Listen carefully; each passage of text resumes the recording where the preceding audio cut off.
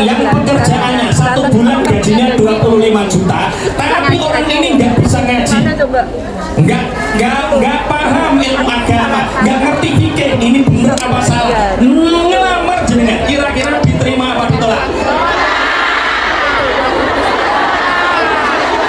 Ngomong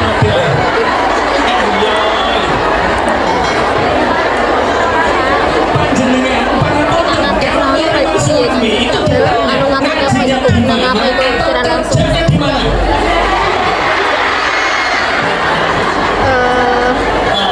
sinyalnya sana banyak orang ya, nggak bisa masuk sama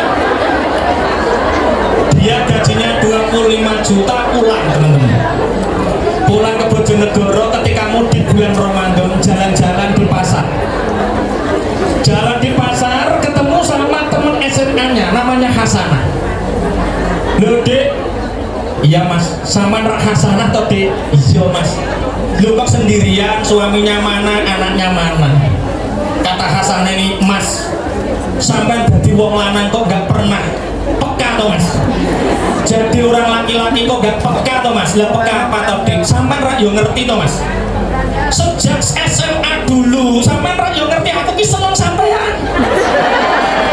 Terus terang sejak sampai di Jakarta kuliah sampai kerja, terus terang mas saya nggak bisa move on sama sampean.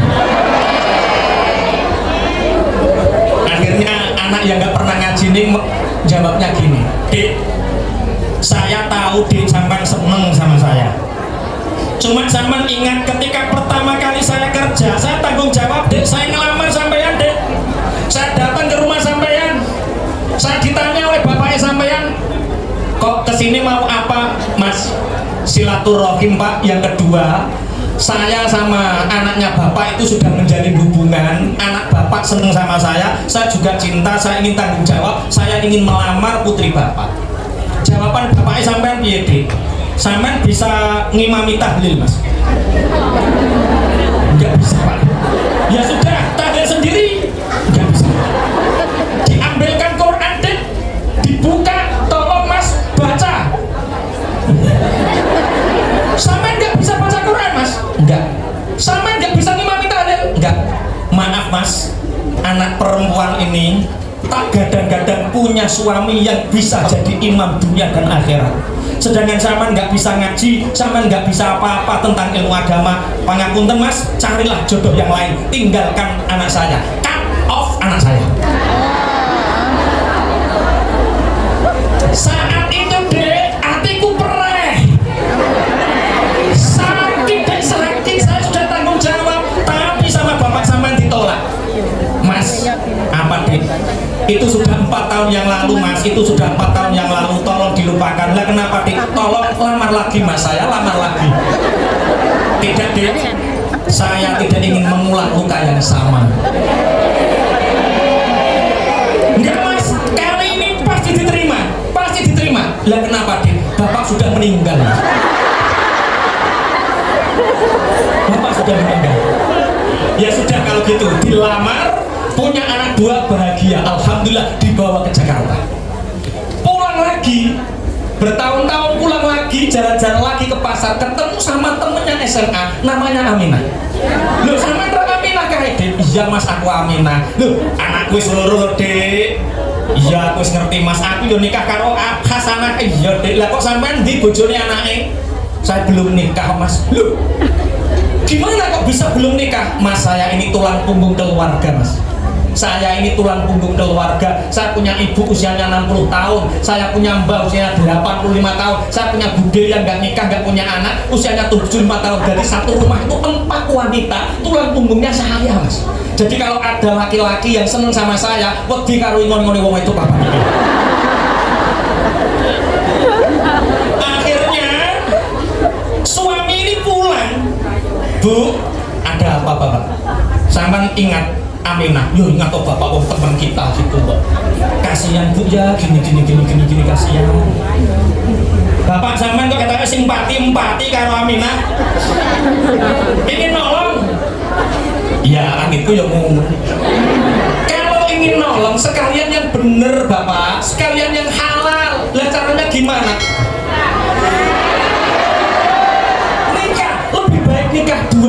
Iya bapak, daripada nikah satu tapi sengsara. Orang sih setuju. Tapi begini bapak, sampai gajinya sekarang sudah 30 juta ya bu, yang 25 juta saya, yang 5 juta Aminah, enggak apa-apa. Di Jakarta panjenengan 3 bulan, di Bojonegoro hanya 7 hari, enggak apa-apa. Yang penting kalau Aminah mau dibantu dengan seperti itu, enggak apa-apa. Saya ridho, saya juga ingin berbagi kebahagiaan dengan teman saya. Nikah, yo ditelepon ini, oke, deal. Nikah, Aminah punya 2 anak lagi. Pangapunten, mbahnya meninggal, budenya meninggal, ibunya meninggal, dibawa ke Jakarta. Jadi istrinya 2, Hasanah dan Aminah, anaknya 4. Orang kaya yang gajinya 30 juta ini sholat Jumat. Pak Kiai itu khutbah, barang siapa yang mencapai kekayaan yang di situ sudah diwajibkan untuknya haji, maka ketika dia tidak segera berangkat, maka meninggal, tinggal memilih Yahudi atau Nasrani. Orang ini sedih, pulang ditakuti karo mbok tuwane. Bapak kok susah, ada apa? Lah gimana bu, kata Pak Kiai, orang kaya nggak haji itu bisa mati Yahudi atau Nasrani loh bu. Ya nggak haji toh bapak, kong sampean ya sugih ya mampu, haji piye bu? Aku dari kecil nggak pernah haji. Ini berangkat ke Mekah, nanti di sana gendela opo? Gendela itu bahasa Jawa, bahasa Indonesia opo? Gila itu Ponorogo, gila. Geleng.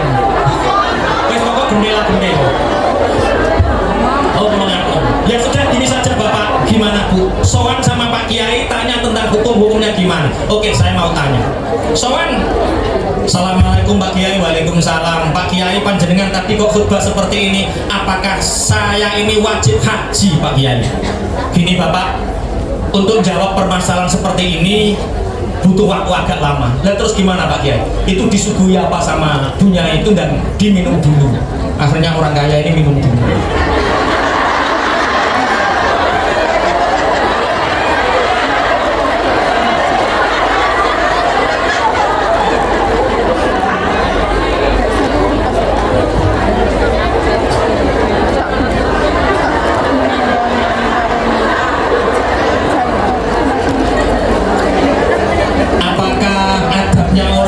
Seperti itu Pak Kiai. Adabnya orang minum itu harus pakai tangan kanan. Kalau mau minum baca bismillah, setelahnya dulu baca alhamdulillah. Kemudian bibir itu harus ditutup dengan jari atau dengan tangan, karena makruh ketika kita minum tanpa menutup bibir. Dan terus diusapi, ya tadi kan belum ada tisu, makanya tak usah pakai tangan.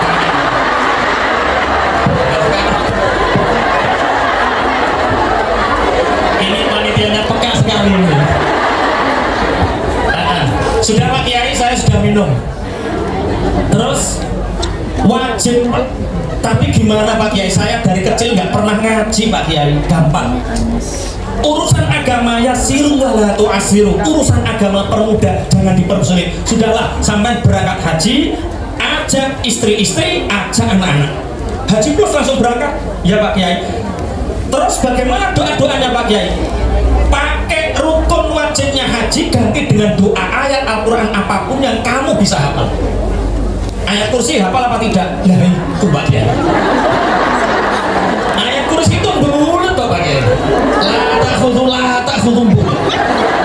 Sudah, kalau nggak hafal nggak apa-apa. Setiap hari panjenengan sholat atau Bapak? Iya Pak Kiai, saya sholat. Berarti setiap sholat Anda baca Fatihah. Betul Pak Kiai, saya baca Fatihah.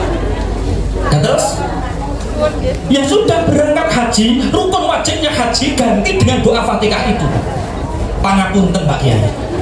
Apalagi saya Fatihah itu hafal tapi sering terbalik Pak Kiai. Terbalik gimana? Kadang-kadang maliki yaumiddin, kadang-kadang maliki limuddin. Astagfirullah kata Pak Kiai. Tolong Pak, tolong belajar baca Al-Quran. Ikuti TPI Taman Kawak-Kawak seperti ini. Kalau di Hongkong ada TPI Miftahul Huda, ada TPI Ma'arif NU. Ikuti Taman Kawak-Kawak itu.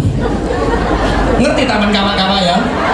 Belajar Quran untuk orang yang sudah kawa-kawa, nggak terlambat. Dan terus gimana haji saya lagi? Pun sampai hafal doa apa yang panjenengan tidak pernah salah? Satu Pak, saya hafal doa Robbana atina fid dunya wa fil akhirati wa qina adzabannar.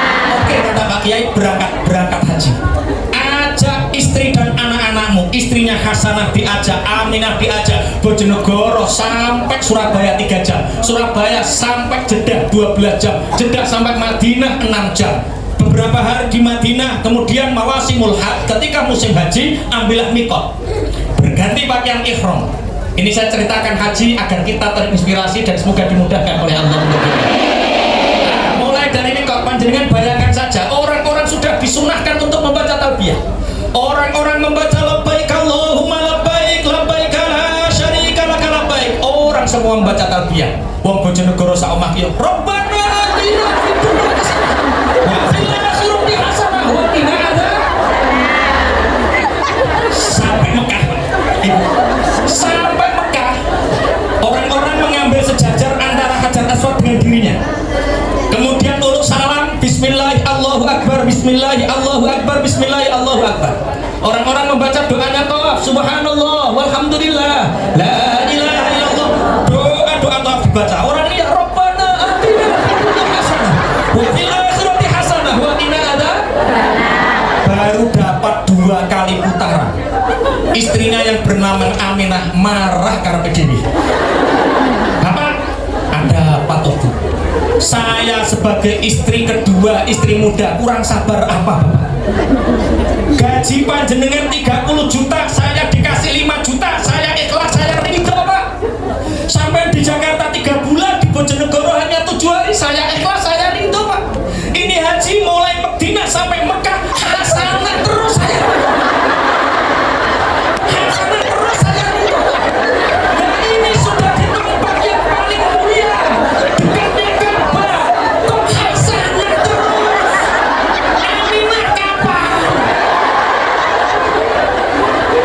Teman-teman para tunggal, kabarnya kalau suami yang istri mudanya marah biasanya mudah oleng lah kan. Putaran yang ketiga itu doanya diganti. Rabbana atina fid dunya hasanah wa fil akhirati aminah. Pertanyaannya, kira-kira hajinya sempurna apa tidak? Hajinya tetap sah tapi tidak sempurna. Teman-teman sahabat pejuang, panjenengan sedaya saya tahu tujuan datang ke sini insya Allah untuk mencari harta, untuk mencari kekayaan, untuk mencari maisha. Tapi jangan sampai kita mencari harta maisha itu sampai tidak membuat diri kita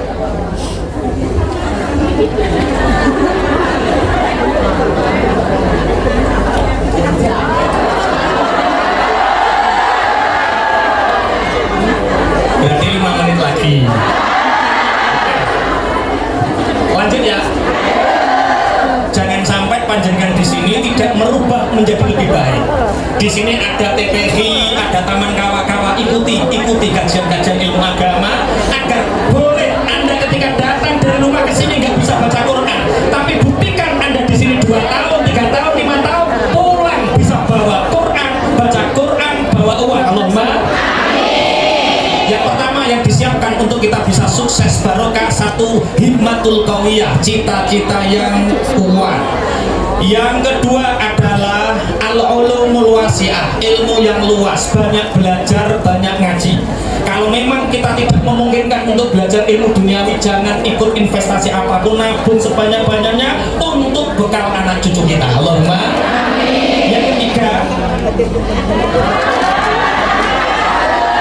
lanjut dulu, kurang berapa menit ini?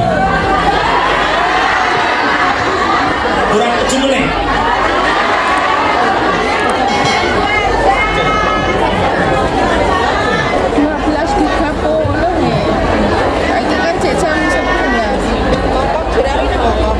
Jam 11 kita sholawat untuk infak, jam 11 maksudnya, jam 11